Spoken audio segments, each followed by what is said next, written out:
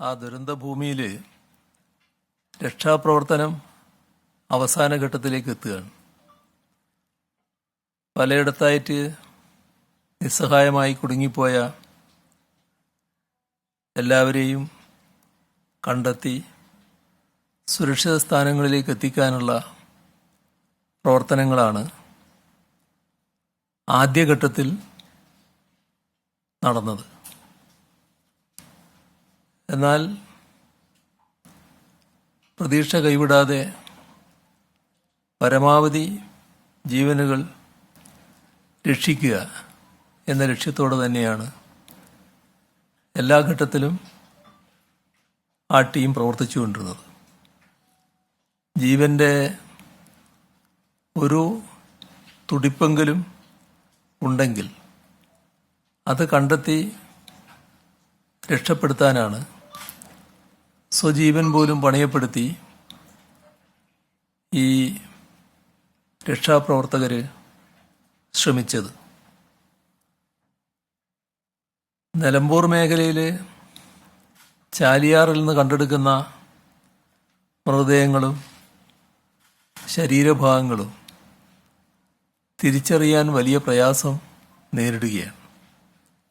ഇതുവരെ ആകെ കണ്ടെടുത്തത് 215 മൃതദേഹങ്ങളാണ്. 87 സ്ത്രീകൾ, 98 പുരുഷന്മാർ, 30 കുട്ടികൾ.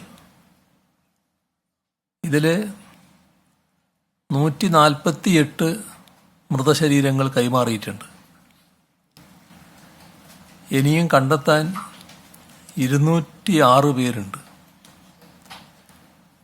81 പേർ പരിക്കേറ്റ് ആശുപത്രികളിൽ തുടരുകയാണ്.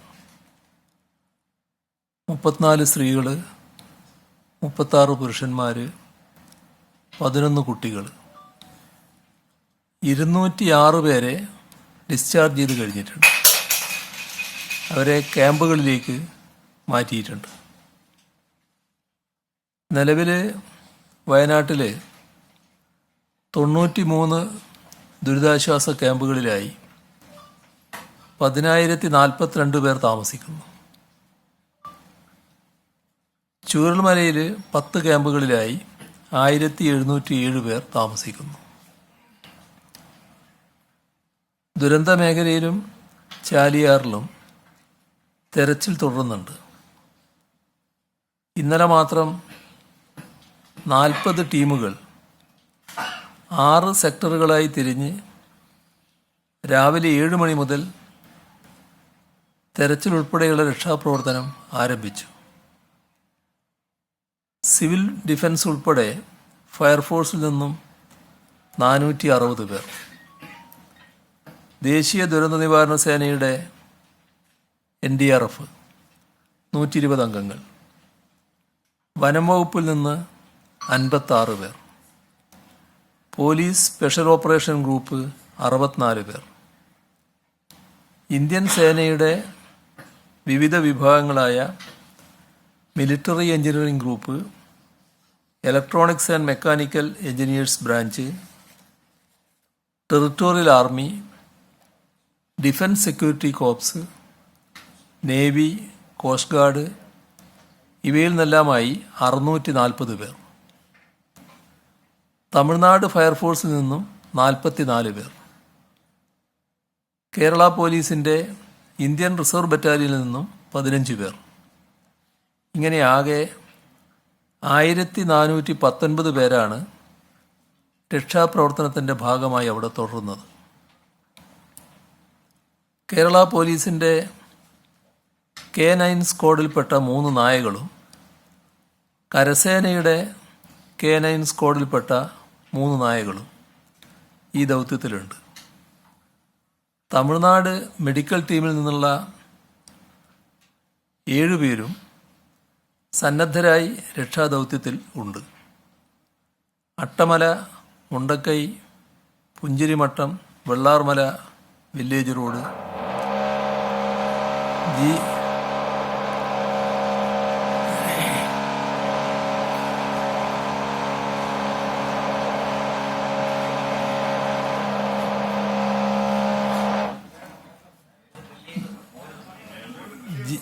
GVHSS വെള്ളാർമല, പുഴയുടെ അടിവാരം, ഇങ്ങനെ സോണുകളിൽ നടത്തിയ തെരച്ചിൽ ഇന്നലെ 11 മൃതദേഹങ്ങൾ കണ്ടെത്താനായി.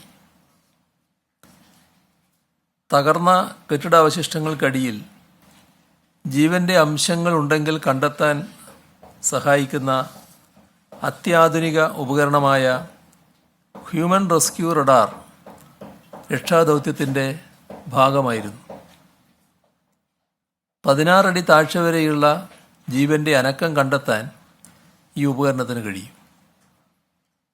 കൂടാതെ മണ്ണിൽ പുതഞ്ഞ മൃതദേഹങ്ങൾ കണ്ടെത്താനായി ഡൽഹിയിൽ നിന്നും ഡ്രോൺ ബേസ്ഡ് റഡാർ ഉടനെ എത്തും. പോലീസും നീന്തൽ വിദഗ്ധരായ നാട്ടുകാരും ചേർന്ന് ചാലിയാർ കേന്ദ്രീകരിച്ചും തെരച്ചിൽ തുടരും. കേരള ജനതയെ ഒന്നാകെ വയനാടിനെ കൈപിടിച്ചുയർത്താനായി ഒരുമിച്ച് നിൽക്കുകയാണ്.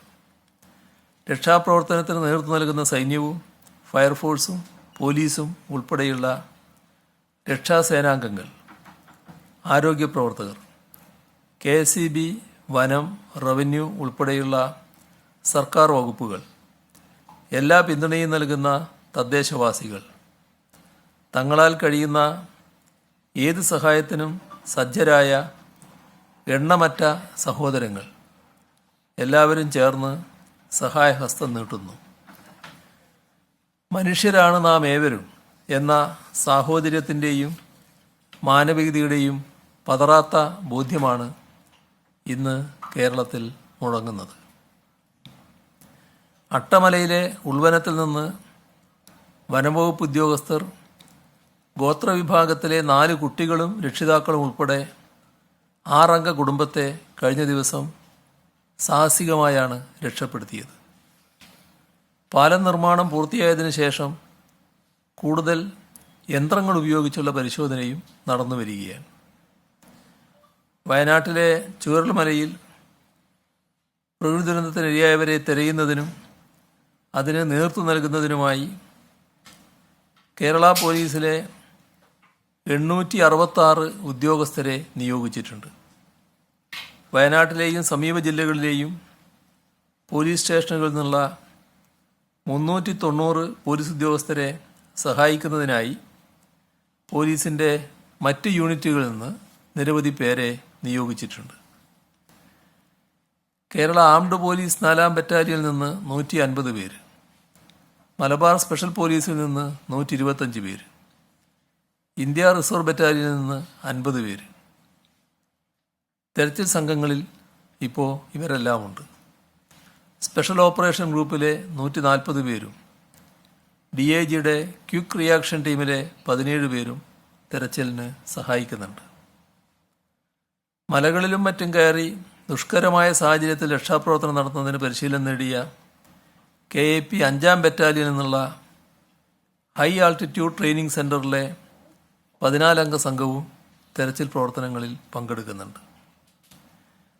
ഫയർ ആൻഡ് റെസ്ക്യൂ വിഭാഗത്തിൻ്റെ സേവനമാണ് പ്രത്യേകം എടുത്തു പറയത്തക്കത്. സ്പെഷ്യൽ ടാസ്ക് ഫോഴ്സ് അംഗങ്ങളും സ്ക്യൂബ ടീമും ഉൾപ്പെടെ ഓഫീസർമാരടക്കം 300 ജീവനക്കാരും 222 സിവിൽ ഡിഫൻസ് വളണ്ടിയർമാരും ദുരന്തഭൂമിയിൽ രക്ഷാപ്രവർത്തനത്തിൽ പങ്കെടുക്കുന്നുണ്ട്. ഫയർഫോഴ്സ് നിർമ്മിച്ച സിപ്പ് ലൈൻ പാലത്തിലൂടെയാണ് ആദ്യഘട്ടത്തിൽ രക്ഷാപ്രവർത്തനം നടത്താൻ കഴിഞ്ഞത്. രക്ഷാപ്രവർത്തനങ്ങളിൽ ഊരാളുങ്കൽ ലേബർ കോൺട്രാക്ട് കോഓപ്പറേറ്റീവ് സൊസൈറ്റിയും അഭിനന്ദനാർഹമായ പങ്കാളിത്തം വഹിക്കുന്നുണ്ട്. ഹെലിപാഡ് നിർമ്മിച്ചും ബേലി പാലത്തിൻ്റെ നിർമ്മാണത്തിൽ സഹകരിച്ചും സൈന്യവും പോലീസും ഉൾപ്പെടെയുള്ള രക്ഷാസേനയ്ക്ക് ആവശ്യമായ ഭക്ഷണമൊരുക്കിയും രക്ഷാപ്രവർത്തനത്തിൽ സജീവമായി പങ്കെടുത്തും മാതൃകാപരമായ സേവനമാണ് ഊരാളുങ്കൽ സൊസൈറ്റി അവിടെ നടത്തിയത്. തിരിച്ചറിയാൻ സാധിക്കാത്ത 67 മൃതദേഹങ്ങളാണ് കണ്ടെത്തിയിട്ടുള്ളത്. ഇവ സംസ്കരിക്കേണ്ട ഉത്തരവാദിത്വം പഞ്ചായത്തുകൾക്കാണ്. അത് നിർവഹിച്ചു തുടങ്ങിയിട്ടുണ്ട്.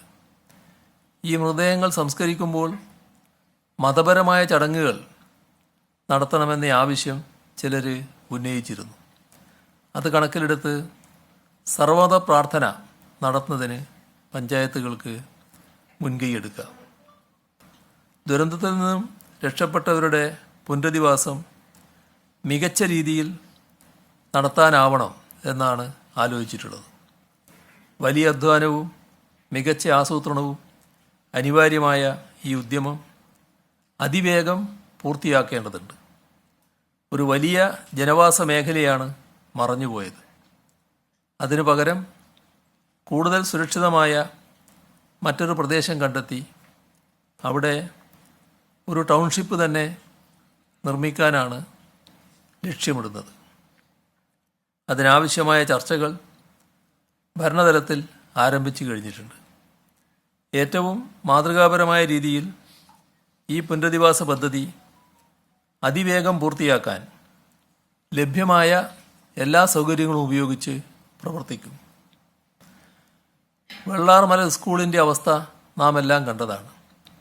ആ വിദ്യാലയത്തിൽ കഴിഞ്ഞ ദിവസം വരെ പഠിച്ച അനേകം വിദ്യാർത്ഥികളെ ദുരന്തം കൊണ്ടുപോയി. അവിടെ പഠനം മുടങ്ങിയിരുന്നു. ഈ പ്രതിസന്ധി കാരണം കുട്ടികളുടെ വിദ്യാഭ്യാസത്തിന് മുടക്കം വരാൻ പാടില്ല. ആവശ്യമായ സംവിധാനങ്ങൾ ഉടനടി ഏർപ്പെടുത്താൻ തന്നെയാണ് ഉദ്ദേശിക്കുന്നത്. അതിന് നേതൃത്വം നൽകാൻ വിദ്യാഭ്യാസ മന്ത്രി വയനാട്ടിലെത്തും. വയനാട്ടിലെ ദുരന്തത്തിൻ്റെ പശ്ചാത്തലത്തിൽ മുഖ്യമന്ത്രിയുടെ ദുരിതാശ്വാസ നിധിയിലേക്ക് സംഭാവന ചെയ്യണമെന്ന് അഭ്യർത്ഥിച്ചിരുന്നു. ആ അഭ്യർത്ഥന വലിയ തോതിലാണ് ലോകത്താകെയുള്ള ജനങ്ങൾ ചെവിക്കൊള്ളുന്നത്. ലോകരാഷ്ട്രങ്ങൾ അനുശോചനം അറിയിച്ചുകൊണ്ട് നമ്മോട് ഐക്യപ്പെട്ടിരുന്നു. അതുപോലെ ലോകത്താകെയുള്ള സുമനസ്സുകളും സഹായ സന്നദ്ധരാവുകയാണ്. ഓക്സ്ഫോർഡ് വിദ്യാർത്ഥികളിൽ ചിലർ കേരളത്തെ സഹായിക്കണമെന്ന് അഭ്യർത്ഥിച്ച് തയ്യാറാക്കിയ വീഡിയോ നിങ്ങളുടെ ശ്രദ്ധയിലുള്ളതാണല്ലോ. CMDRF സംഭാവനകൾ ഫലപ്രദമായി കൈകാര്യം ചെയ്യുന്നതിന് ധനവകുപ്പിൽ ഉദ്യോഗസ്ഥർക്ക് പ്രത്യേക ചുമതല നൽകി സംവിധാനം ഒരുക്കും. ധനസെക്രട്ടറിയുടെ കീഴിൽ തന്നെ പ്രത്യേക ഉദ്യോഗസ്ഥൻ അതിൻ്റെ ചുമതല വഹിച്ചുകൊണ്ട് പ്രവർത്തിക്കുകയും ചെയ്യും. സംഭാവന ചെയ്യുന്നതിനായി donation.cmdrf.kerala.gov എന്ന പോർട്ടലിൽ ദുരിതാശ്വാസ നിധിയിലുള്ള വിവിധ ബാങ്കുകളുടെ എല്ലാ അക്കൗണ്ട് നമ്പറുകളും നൽകിയിട്ടുണ്ട്. പോർട്ടലിൽ നൽകിയിരിക്കുന്ന നേരിട്ടുള്ള പേയ്മെൻറ്റ് സംവിധാനം വഴി വിവരങ്ങൾ നൽകി online banking, debit card, credit card, UPI എന്നിവ വഴിയോ അക്കൗണ്ട് നമ്പർ വഴിയോ നേരിട്ടോ സംഭാവന നൽകാം. ഇതിലൂടെ നൽകുന്ന സംഭാവനയ്ക്ക് ഉടൻ തന്നെ റെസീറ്റ് ഡൗൺലോഡ് ചെയ്യാൻ സാധിക്കും. UPI വഴിയുള്ള ഇടപാടുകൾക്ക് 48 മണിക്കൂറിന് ശേഷമാണ് റെസീറ്റ് ലഭിക്കുക. ദുരിതാശ്വാസ നിധിയുടെ പോർട്ടലിലും സോഷ്യൽ മീഡിയ വഴിയും വിവിധ അക്കൗണ്ടുകളുടെ UPI QR കോഡ് നൽകിയിരുന്നു. ഇത് ദുരുപയോഗപ്പെടാനുള്ള സാധ്യത ശ്രദ്ധയിൽപ്പെട്ടു. അതിനെ തുടർന്ന് QR കോഡ് സംവിധാനം പിൻവലിക്കാൻ തീരുമാനിച്ചിട്ടുണ്ട്. പകരം പോർട്ടലിൽ നൽകിയിട്ടുള്ള UPI ID വഴി ഗൂഗിൾ പേയിലൂടെ സംഭാവന നൽകാനാകും. CMDRFിലേക്കുള്ള പണമല്ലാതെ വിവിധ ഓഫറുകൾ പല മേഖലകളിൽ നിന്നും വരുന്നുണ്ട്. വീട് നിർമ്മിക്കാമെന്നും സ്ഥലം നൽകാമെന്നും മറ്റുമുള്ള ഈ ഓഫറുകൾ ലോകം എത്രമാത്രം സ്നേഹാനുകമ്പകളോടെയാണ് നമ്മുടെ സഹോദരങ്ങളുടെ ദുരന്തത്തെ കാണുന്നത് എന്നതിൻ്റെ ഉത്തമമായ ദൃഷ്ടാന്തമാണ്. ഇത്തരം സഹായ വാഗ്ദാനങ്ങളിൽ ചിലത് നേരത്തെ തന്നെ വാർത്താക്കുറിപ്പായും മറ്റും നൽകിയിരുന്നതാണ്. മറ്റു ചിലത് ഇന്ന് ഇവിടെ പറയുന്നുമുണ്ട്. ഇത് കോർഡിനേറ്റ് ചെയ്യാൻ മുൻ വയനാട് കലക്ടർ കൂടിയായ joint land revenue commissioner Geetha IASന് കീഴിൽ ഹെൽപ്പ് ഫോർ വയനാട് സെൽ രൂപീകരിക്കും. ഇത്തരത്തിലുള്ള എല്ലാ സഹായങ്ങളും അവരെ മുഖേന ബന്ധപ്പെട്ടാണ് ക്രമീകരിക്കപ്പെടുക. ദുരന്തത്തിൽപ്പെട്ടവരുടെ പുനരധിവാസത്തിനായി ഇത്തരം സഹായങ്ങൾ നൽകാൻ തയ്യാറുള്ള ദാതാക്കളുമായി ആശയവിനിമയം നടത്തുന്നതിന് മാത്രമായി ഒരു ഇമെയിൽ ID സൃഷ്ടിച്ചിട്ടുണ്ട്. letushelpwayanad@gmail.com. ഇതാണ് ആ ഹെൽപ്പ് ലൈൻ, ഈ ഇമെയിൽ ID. ഇതുമായി ബന്ധപ്പെട്ട കോളുകൾ സ്വീകരിക്കുന്നതിനും മറുപടി നൽകുന്നതിനുമായി ഒരു കോൾ സെൻ്ററും സ്ഥാപിക്കും. ഈ ആവശ്യത്തിനായി 3 ഫോൺ നമ്പറുകൾ നിശ്ചയിച്ചിട്ടുണ്ട്. അത് 9188940013. രണ്ടാമത്തത് 9188940014. മൂന്നാമത്തേത് 9188940015. ലാൻഡ് റവന്യൂ കമ്മീഷണറേറ്റിലെ മുതിർന്ന ഉദ്യോഗസ്ഥർ കോൾ സെൻ്റർ കൈകാര്യം ചെയ്യും. മറ്റൊരു പ്രധാന കാര്യം സൂചിപ്പിക്കാനുള്ളത് മുന്നറിയിപ്പ് സംവിധാനങ്ങളെക്കുറിച്ചാണ്. പ്രളയം, ഉരുൾപൊട്ടൽ, കടൽക്ഷോഭം, ചുഴലിക്കാറ്റുകൾ തുടങ്ങിയ വിവിധ തരത്തിലുള്ള പ്രകൃതി ദുരന്തങ്ങളുടെ ആവർത്തനമാണ് സമീപകാലത്ത് ഉണ്ടാകുന്നത്. വിപത്തുകളെല്ലാം സംഭവിക്കുന്നതിന് പ്രാഥമികമായ കാരണം കാലാവസ്ഥാ വ്യതിയാനമാണ്. ദുരന്തങ്ങളിൽ ഭൂരിഭാഗവും അതിതീവ്ര മഴയുമായി ബന്ധപ്പെട്ടതുമാണ്. അതിതീവ്ര മഴ പലപ്പോഴും മുൻകൂട്ടി പ്രവചിക്കപ്പെടുന്നില്ല. പൊതുവായ ആഗോള ഡാറ്റാബേസും മാനദണ്ഡങ്ങളും ഉപയോഗിച്ച് ശരാശരി മഴയാണ് പ്രവചിക്കുന്നത്. എന്നാൽ പൊടുന്നനെ അതിതീവ്രമായ മഴ പെയ്യുന്നു. കേന്ദ്ര കാലാവസ്ഥാ വകുപ്പ്, കേന്ദ്ര ജല commission, geological survey of India എന്നിങ്ങനെയുള്ള കേന്ദ്ര സ്ഥാപനങ്ങളാണ് മുന്നറിയിപ്പുകൾ നൽകുന്നത്. ഈ മുന്നറിയിപ്പ് രീതിയിൽ കാലഘട്ടത്തിനനുസൃതമായ മാറ്റങ്ങൾ വരുത്തുവാൻ എല്ലാവരും തയ്യാറാകേണ്ടതുണ്ട്. കാലാവസ്ഥാ വ്യതിയാനം മൂലമുണ്ടാകുന്ന ദുരന്താഘാതങ്ങൾ ലഘൂകരിക്കാനും കൈകാര്യം ചെയ്യാനും സംസ്ഥാന സർക്കാർ പ്രതിജ്ഞാബദ്ധമാണ്. കോട്ടയത്ത് കാലാവസ്ഥാ വ്യതിയാന പഠന കേന്ദ്രം, institute four climate change studies, ഈ സ്ഥാപനം ആരംഭിച്ചത് ഈ മേഖലകളിൽ ഗവേഷണം നടത്തി സർക്കാരിന് നയപരമായ ഉപദേശങ്ങൾ നൽകുക എന്ന ലക്ഷ്യത്തോടെയാണ്. വയനാട്ടിലെ ദുരന്തത്തിൻ്റെ പശ്ചാത്തലത്തിൽ ദുരന്തത്തിൻ്റെ മൂലകാരണത്തെക്കുറിച്ച് വിശദമായ അന്വേഷണവും അത്തരം പ്രകൃതി ദുരന്തങ്ങളുടെ ആഘാതം ലഘൂകരിക്കുന്നതിനുള്ള നയപരമായ ഉപദേശങ്ങളും സമഗ്രമായി തന്നെ വേണ്ടതുണ്ട്. തീവ്രമഴയുടെ പ്രവചനം മെച്ചപ്പെടുത്തുന്നതിനായി കേരളത്തിന് അനുസൃതമായോ മോഡൽ പാരാമീറ്റേഴ്സ് വികസിപ്പിക്കുന്നതിന് പഠനങ്ങൾ നടത്താൻ കാലാവസ്ഥാ വ്യതിയാന പഠന കേന്ദ്രത്തോട് ആവശ്യപ്പെടും. അപ്പോൾ നമ്മുടെ നാടിൻ്റെ ഇന്നത്തെ സാഹചര്യത്തിൽ ഈ നാടിന് ഉപകരിക്കപ്പെടുന്ന തരത്തിലുള്ള മോഡൽ പാരാമീറ്റേഴ്സ് ഇവർ വികസിപ്പിക്കുക എന്നുള്ളതാണ് പ്രധാനമായിട്ടും വേണ്ടത്.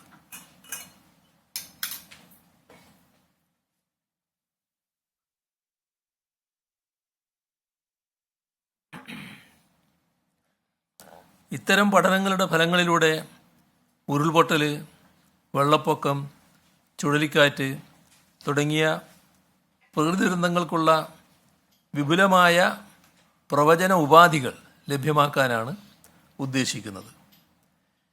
കേരളത്തിന് പ്രത്യേകമായി ഇത്തരം പഠനങ്ങൾ നടത്തുന്നതിന് ആവശ്യമായ മാനവശേഷിയും സൗകര്യങ്ങളും ഈ കേന്ദ്രത്തിന് ലഭ്യമാക്കും. ഇങ്ങനെ ദുരന്തങ്ങൾ മുൻകൂട്ടി അറിയാൻ സംസ്ഥാനത്തെ പ്രാപ്തമാക്കുന്നതോടൊപ്പം ദുരന്താഘാതങ്ങൾ ലഘൂകരിക്കുന്നതിനായി മുൻകരുതലുകൾ തയ്യാറാക്കാനും കഴിയും. ആഘാതത്തിൻ്റെ വ്യാപ്തി കുറക്കുവാനും പൊതുസുരക്ഷയും പ്രകൃതിദുരന്തങ്ങൾക്കെതിരായ പ്രതിരോധവും വർദ്ധിപ്പിക്കുവാനും ലക്ഷ്യമിട്ടുള്ള ഈ നടപടി അടിയന്തര പ്രാധാന്യത്തോടെ സ്വീകരിക്കാനാണ് ഉദ്ദേശിക്കുന്നത്. നമ്മുടെ സംസ്ഥാനത്ത് ഈ കാലവർഷത്തിൻ്റെ ഭാഗമായി പലയിടങ്ങളിലും കെടുതികൾ ഉണ്ടായിട്ടുണ്ട്.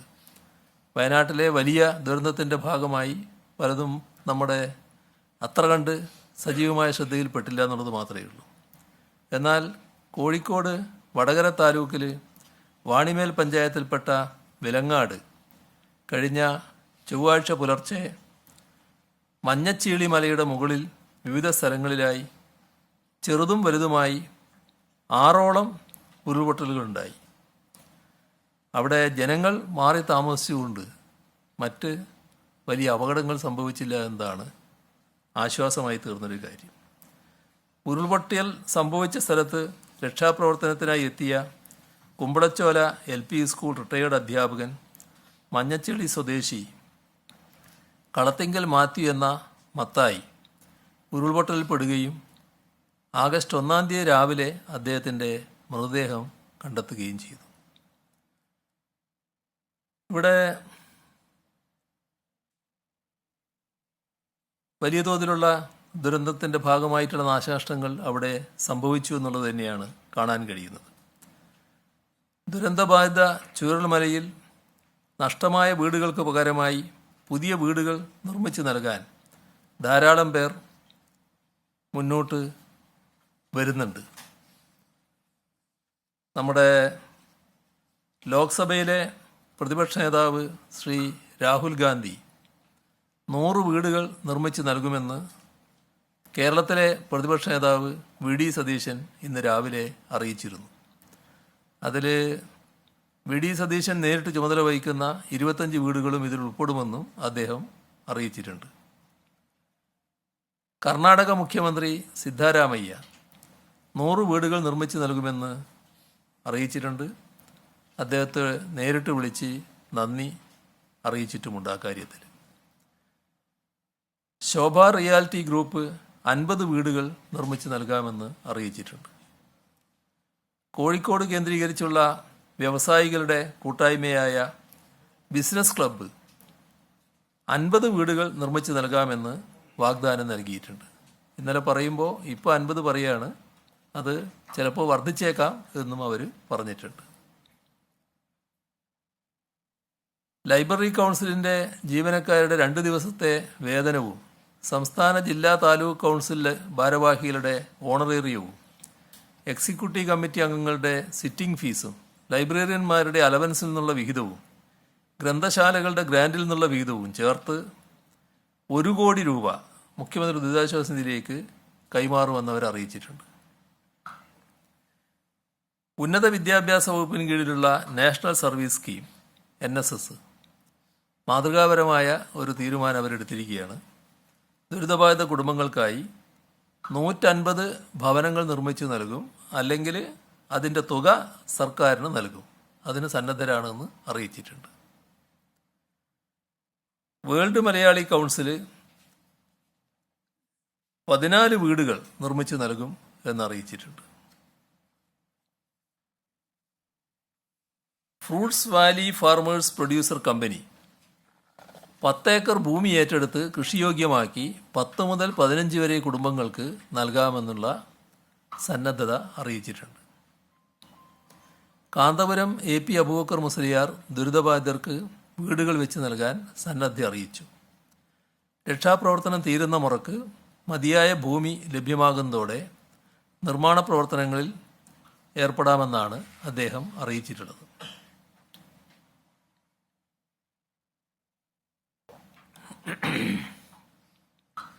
കോട്ടക്കൽ ആര്യവൈദ്യശാല 10 വീടുകൾ നിർമ്മിച്ചു നൽകുമെന്ന് അറിയിച്ചിട്ടുണ്ട്. കൊച്ചിൻ ഷിപ്പ്യാർഡ് ലിമിറ്റഡ് മുഖ്യമന്ത്രിയുടെ ദുരിതാശ്വാസ നിധിയിലേക്ക് 1 കോടി രൂപ സംഭാവന നൽകി. Linde south Asia services private limited ദുരിതാശ്വാസ പ്രവർത്തനങ്ങൾക്കായി 20 ലക്ഷം രൂപ നൽകാമെന്ന് അറിയിച്ചിട്ടുണ്ട്. കോഴിക്കോട് കാപ്പാട് നിന്നുമുള്ള യൂസുഫ് പുരയിൽ തൻ്റെ 5 സെൻറ്റ് സ്ഥലം ദുരിതബാധിതർക്ക് വീട് വെച്ച് നൽകാനായി വിട്ടു നൽകാമെന്ന് അറിയിച്ചിട്ടുണ്ട്. മുഖ്യമന്ത്രിയുടെ ദുരിതാശ്വാസ നിധിയിലേക്ക് പ്രവാസ ലോകത്തു നിന്നും ചലച്ചിത്ര മേഖലയിൽ നിന്നും ഉണ്ടാകുന്ന സഹായ സന്നദ്ധ പ്രത്യേകം എടുത്തു പറയേണ്ടതാണ്. പ്രമുഖ ചലച്ചിത്ര താരങ്ങൾ നൽകിയ സഹായം ഇന്നലെ തന്നെ നിങ്ങളെല്ലാവരും റിപ്പോർട്ട് ചെയ്തിട്ടുള്ളതാണ്. അതിനു പുറമെ ചലച്ചിത്ര താരം നയൻതാര 20 ലക്ഷം രൂപ നൽകിയിട്ടുണ്ട്. സിനിമാ നടൻ അലൻസിയാർ 50,000 രൂപയും നൽകിയിട്ടുണ്ട്. ഇവിടെ കാലത്ത് നമ്മുടെ കിംസ് ഹോസ്പിറ്റലിൻ്റെ സഫദുള്ളയും ബ്രദറും വന്ന് 1 കോടി രൂപ നൽകിയിട്ടുണ്ട്. ശ്രീ മോഹൻലാൽ ഇന്ന് സൈനിക വേഷത്തിൽ ദുരന്ത മേഖലയിലെത്തി രക്ഷാപ്രവർത്തനങ്ങൾ നേരിട്ട് കണ്ടു. അതോ പോത്തീസ് റീറ്റെയിൽ പ്രൈവറ്റ് ലിമിറ്റഡ് ഇന്ന് കാലത്ത് 50 ലക്ഷം രൂപ നൽകിയിട്ടുണ്ട്. ഇവിടെ എല്ലാവരും നല്ല ആരോഗ്യകരമായ സമീപനമാണ് ഇതിന് നേരെ സ്വീകരിച്ചിട്ടുള്ളത്. മാധ്യമങ്ങളെ പ്രത്യേകമായിട്ട് തന്നെ അഭിനന്ദിക്കേണ്ടത് ഉണ്ട് എന്നാണ് തോന്നുന്നത്. ഏറ്റവും പോസിറ്റീവായി സഹകരിക്കുന്ന നിലയാണ് മാധ്യമങ്ങൾ പൊതുവെ സ്വീകരിച്ചിട്ടുള്ളത്. വയനാടിൻ്റെ പുനർനിർമ്മാണത്തിൻ്റെ നേതൃസ്ഥാനത്ത് തന്നെ മാധ്യമ സാന്നിധ്യം തുടർന്നും ഉണ്ടാകണമെന്നാണ് അഭ്യർത്ഥിക്കാനുള്ളത്. ഇത്രയും കാര്യങ്ങളാണ് ഇപ്പോൾ പങ്കുവെക്കാനുള്ളത്.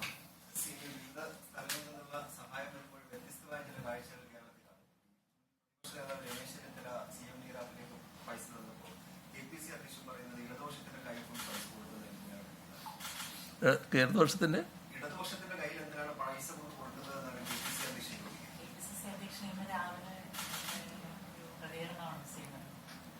അത് പ്രത്യേകമായിട്ട് എന്തെങ്കിലും പറഞ്ഞായിരിക്കും. എല്ലാവരും ഇപ്പോൾ ഇതുമായിട്ട് സഹകരിച്ചുകൊണ്ടിരിക്കുകയാണ്.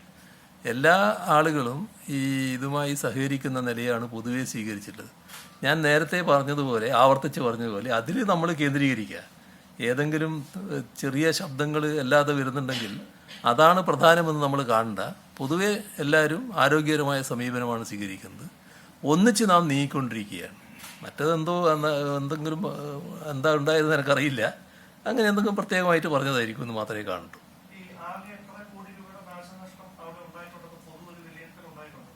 ഇല്ല, അതെടുത്തുകൊണ്ടിരിക്കുന്നല്ലേ ഉള്ളൂ.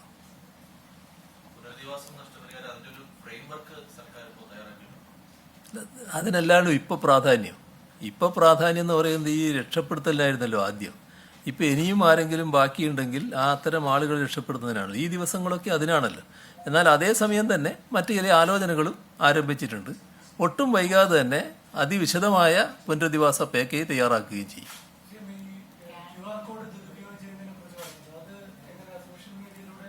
അതായത് QR കോഡിൻ്റെ ഒരു പ്രത്യേകത, ഇപ്പോൾ ഗവൺമെൻറ് ഓഫ് ഇന്നത്തെ കാലമാണല്ലോ, ഏത് നല്ല കാര്യത്തിനും ചില തെറ്റായ കാര്യങ്ങൾ സൃഷ്ടിച്ചെടുക്കാൻ വേണ്ടി ചിലർ ശ്രമിക്കുമല്ലോ. നമ്മളാരും ആഗ്രഹിക്കുന്നതല്ലത്.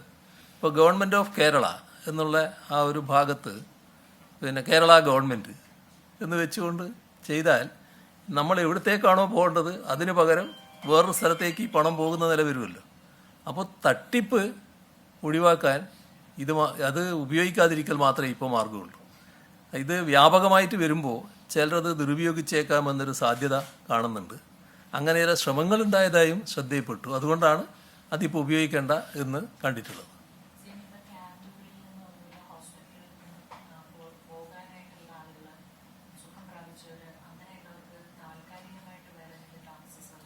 ഇപ്പം നമ്മൾ ക്യാമ്പുകൾ തന്നെയാണ്. ആ ക്യാമ്പുകൾ സ്ഥിരമായിട്ടല്ല, പക്ഷെ അതിൻ്റെ ആലോചനകളിലേക്ക് കടക്കും. ഇപ്പോൾ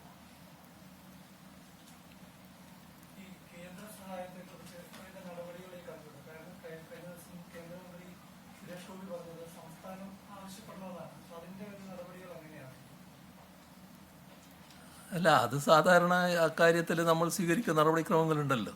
ഇപ്പോൾ കേന്ദ്ര ഗവൺമെൻറ് തന്നെ ഇത്തരം കാര്യങ്ങളൊക്കെ മനസ്സിലാക്കിയാണ്. നേരത്തെ ഞാൻ പറഞ്ഞതുപോലെ അവരെല്ലാം ബന്ധപ്പെട്ടിരുന്നു, അവരെല്ലാം അറിയിച്ചിട്ടുണ്ട്. പിന്നെ ദൈനംദിനം എന്ന വണ്ണം കേന്ദ്ര സംസ്ഥാന ബന്ധമുള്ളതാണ്. കാര്യങ്ങൾ അറിയിച്ചുകൊണ്ടിരിക്കുന്നുണ്ട്.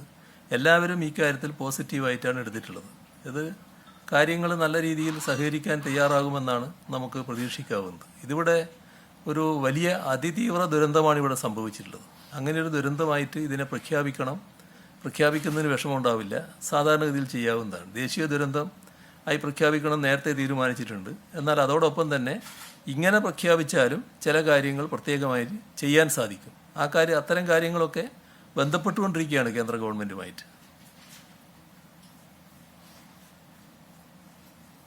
അപ്പോൾ നമുക്ക് അവസാനിപ്പിക്കാമല്ലോ. ശരി.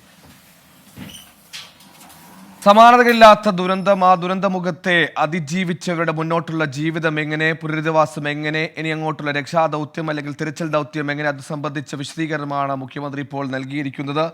ഇനി കൂടുതൽ റഡാറുകൾ, മനുഷ്യ സാന്നിധ്യം മണ്ണാഴങ്ങളിലുണ്ടോ എന്ന് പരിശോധിക്കാനുള്ള കൂടുതൽ റഡാറുകൾ ഐബോർഡ് എക്യുപ്മെന്റ് അടക്കം ഇന്ന് എത്തിക്കുന്നു. അതിനോടൊപ്പം തന്നെ ഹ്യൂമൻ റെസ്ക്യൂ റഡാറുണ്ട്, GPR ഉണ്ട്. അങ്ങനെ സർവ്വസന്നാഹങ്ങളുമായി മുണ്ടക്കൈ, പുഞ്ചിരിമട്ടം ഭാഗത്തൊക്കെ ഇപ്പോഴും മനുഷ്യർ എവിടെയെങ്കിലും ജീവന്റെ തുടിപ്പോടുകൂടി ഉണ്ടോ? അങ്ങനെ ഉണ്ടെങ്കിൽ ഇത് അത്ഭുതമാണെങ്കിലും അങ്ങനെ ആഗ്രഹിച്ചുകൊണ്ട്, അങ്ങനെ പ്രതീക്ഷിച്ചുകൊണ്ട് തെരച്ചിൽ അവിടെ ഇപ്പോൾ തുടരുകയാണ്.